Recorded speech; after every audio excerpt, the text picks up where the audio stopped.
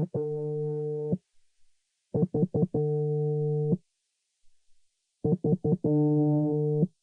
call is from a person currently in a prison in England. All calls are logged and recorded and may be listened to by a member of prison staff. If you do not wish to accept this call, please hang up now. Day 3, HMP Thameside, IDTS Wing. I woke up to the usual sounds, but tried to go back to sleep until my breakfast was through my door's window with a slap and a crumple as the Viva, so-called milk, hit the deck. Sounds of commotion made me think, fuck it, and I just got up, washed, and ready for a social and dinner, which is around 2 hours of walking around the wing out the pad. First thing I did was go to the office with Ahmed already waiting there himself. Nobody was in, but when one screw headed in, I asked them for paper and letters. They smirkingly said, no paper, as they turned the key to enter. And said, obviously you've got paper, how are you writing anything? What about letters? So anyway, I turned to Ahmed with disgust as the screw was walking in the office, and as I said, fucking jokes. As time passed, we tried to find the right person to use the CMS system to check our emails and sort out my food menu and maybe order canteen. The one person who said that they'd help me yesterday, but was busy with dinner duties, said that they can't because the plug was broken in their cell for the CMS system, so they pointed me to somebody else. I walked over to them, and that person said they don't even do it, pointing to a cell on the bottom floor, saying, ask them, they'll do it. Going back downstairs, I tried the office again en route to the CMS and said, Miss, I beg you for some paper, for letters, as much as I can get, please. She obliged, ripping me out about 8 pieces from a notebook. This is about 16 pages for me, though, because I can write on both sides, and it could easily cover the next few days, so I was very pleased. Waiting for the prisoner/worker to work through the small queue of people for CMS, a few of us lads discussed what was on our minds, supporting each other and advising each other on quality of life stuff, as well as how to get in the gym, which I hope to do. Dinner menu finally sorted with food I prefer that mostly came with a choice of wedges or rice.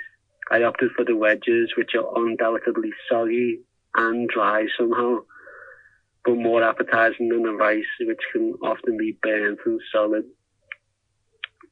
even if the rice does have a higher calorie count. When checking CMS, I had no email from my solicitor. Reasons I suspect this is because the weekend could have meant that no work could be done to inform them. But I suspect the higher chances due to me having a fucking new identity with a whole new name spelled incorrectly, as well as a new prison number. I had just £1 on my account, so I couldn't buy anything from the canteen. I feel if I had my actual prison number, my friends and family would have topped it up. And/or emailed my other actual identity. So yeah, I was concerned that people had sent me money to support me, but it went to my old prison number rather than this one. I think my old prison number already had funds still on it. And I was also thinking that nobody might know where I am yet, so I'll have to check the CMS again tomorrow. Dinner, oh my god, there was a travesty. Another burger bun with 2 sausages. Oh my god, I have PTSD after these.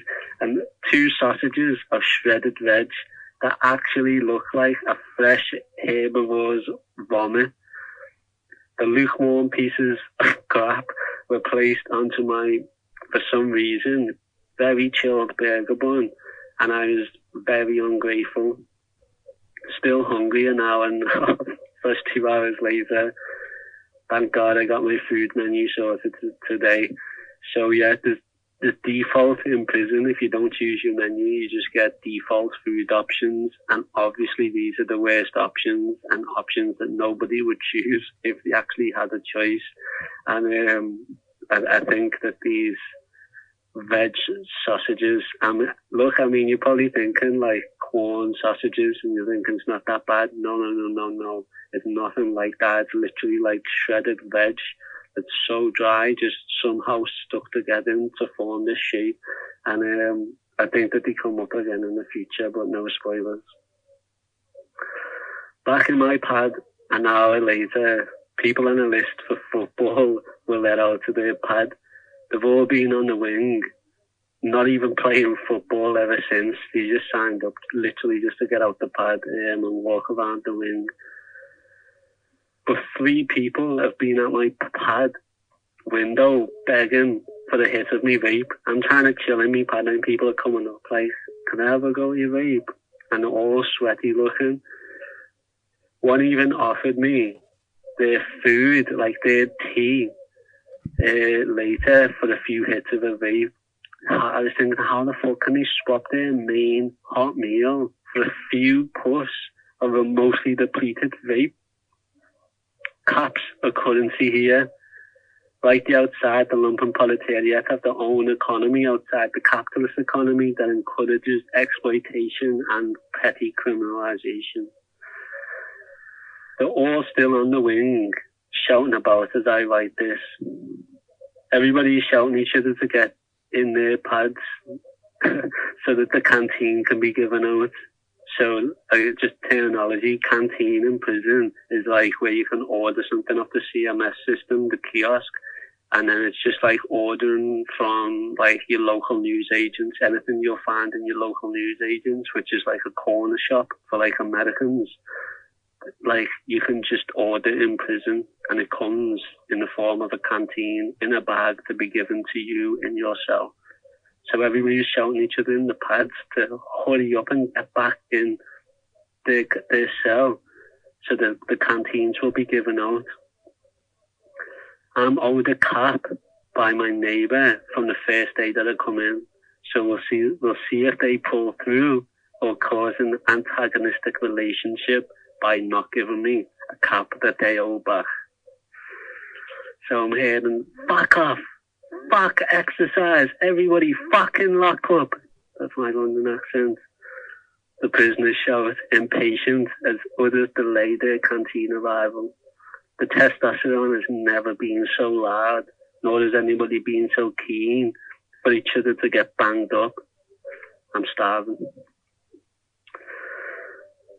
Starving Marvin, as I see all the biscuits, nourishment, the drinks, the crackers, the tinned fish dropped off outside everybody's pad, knowing it's at least a week before I can get any extra sustenance myself. With a solid group of bangs on my wall, my neighbour signalled he was about to sort me back a cap, so I put my arm out of my cell window and reached to the right, meeting his arm, where he passed me a cap back. I refused the double bubble which he offered me. In terminology, it's like in prison, double bubbles, where if like you take something off somebody and it's double bubble, say like 1 cap, this is the top of a vape, then you owe them 2, innit? Or if you give somebody 1 or something, double bubble, they owe you 2 back. But like they said to me, lend us a cap until tomorrow or something and I'll give you a double bubble. And I said no, obviously, at the start of the deal because I'm not a capitalist. Noises are settling down as people no doubt stuff their faces as I await tea time. I hope it's not as gross as dinner. Down to eat, I met Ahmed in the queue who was about to pray, so I asked to join them. Not enough room in the pad, we prayed on the wing before queuing up again. Before the first time in the queue, I asked an officer to charge me vape in the office. It was the same who said there was no paper, so obviously he shrugged off the huge effort and told me to ask somebody in the office. There's nobody in there. You've always got to ask like at least 2 or 3 times before you get an answer for what you need. I asked another screw standing with the queue for people's medication, and he was happy to, even offering to bring it back to me cell when it was fully charged. Some officers are sound. After prayer and back in the queue, we discussed the hurdles to get even religious text. Apparently you need to speak to an imam, but because we skipped the induction ring because it was full up, that wasn't possible. I believe they'll be moved there when/if there is room. It's harder because of high risk, requiring 2 free cells rather than just 1 for the both of us. By the way, because of the chair I'm sitting on, and my pants and my sliders, every time I touch metal, such as my door's window or the tap, I get an annoying electric shock. And honestly, this like happened for, I don't know, like the whole duration I was at Thameside. I'd always get electric shocks. Every time I had to stand up, I'd have to touch the floor or get zapped. And like, I mean, it was no small zap. I could see like an electric bolt go from my finger to any metal thing. It was annoying to say the least. The lads serving dinner haven't needed my name since yesterday. I think this is because I'm a Scouse. I'm the only Scouser in the wing with Cockneys. And my last name is Middelburg, which they playfully joked about on my first day. I was served veg curry, new potatoes and diced turnip with 2 slices of bread and a honey and sultana cake. Pure carbs, lest we get stronger with protein. But the curry did actually slap, and I ate it on my bread as well as the burger bun that I had left over from yesterday, because obviously I wasn't eating that crap. The cake was sound, although it did contain 9 different E numbers on its lengthy ingredients list. All in all, the meal was filling. A cook came at my door and said, "Do you want leftovers?" And I said, "What is they?" He said, "Do you want any?" And I was like, "Yeah."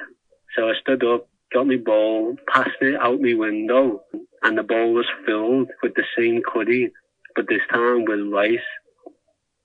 I'm too full to eat it now though.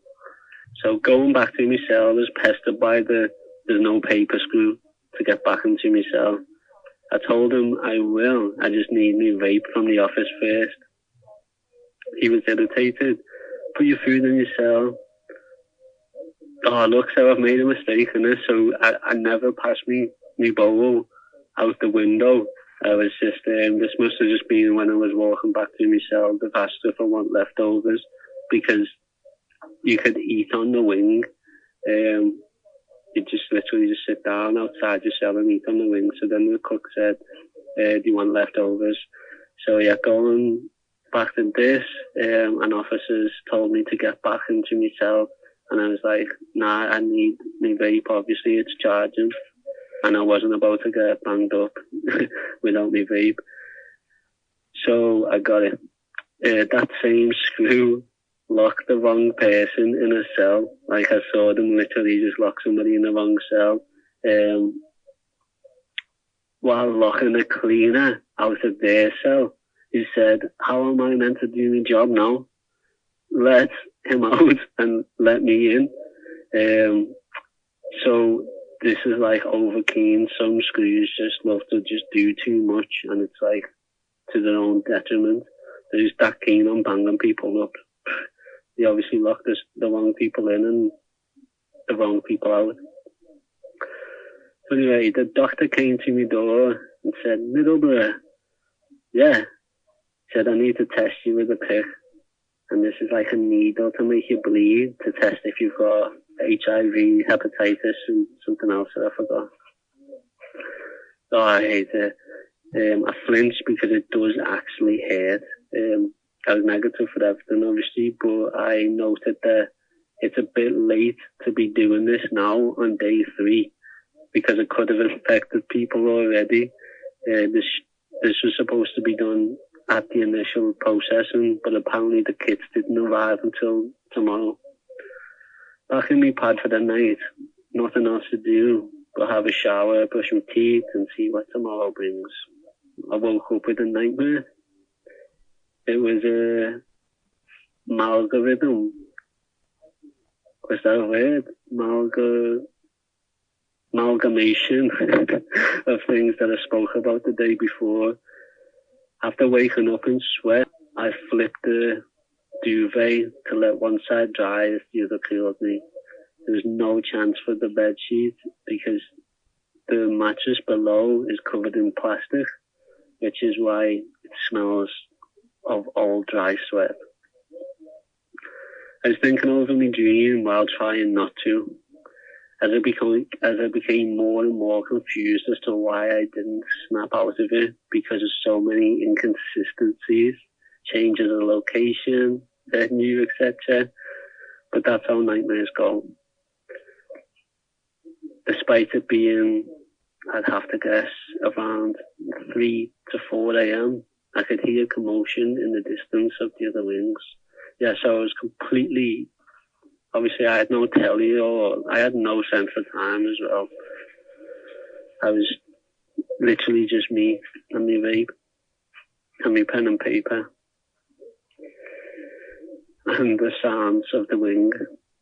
Eventually, people got more and more vocal and musical as a whistle competition seemed to ensue, or they were taking on the role of the morning birds, albeit a few hours early. I thought to write this out, but I thought instead I would in the morning until it got very loud on this wing. So I put on my clothes to see what was going on out my window hatch, as well as to finish the curry/veg rice leftovers I got last night from the cook, which is peng.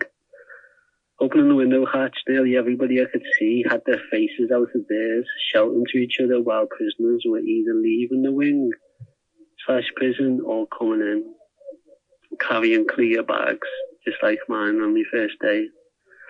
"Oi, Jack, give us your TV, please," signalled at least one of them was leaving. I don't know if it's always this loud at this time. I'd be surprised I could sleep through it though. Maybe it was the sounds that woke me, or my nightmare captured me longer than I would have normally stayed unconscious. These are not ideal sleeping conditions. It's easy to get pissed off at. But if I was troubled at night, I can only imagine the trauma they carry with them into the nether realm.